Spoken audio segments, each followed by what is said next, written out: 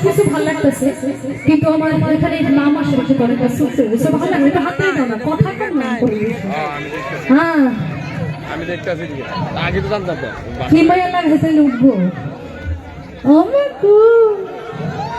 আমার এই সুন্দর কাকুরালে একটা আত্মালি দো, ঠিকই আছে এই মুহূর্তে কি দরকার, ঠিক আছে রে?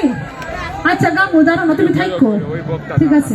আমার ভিডিও করে ভাইরাল করে দিবে, একটা হাত তালি দাও সবাই মিলে।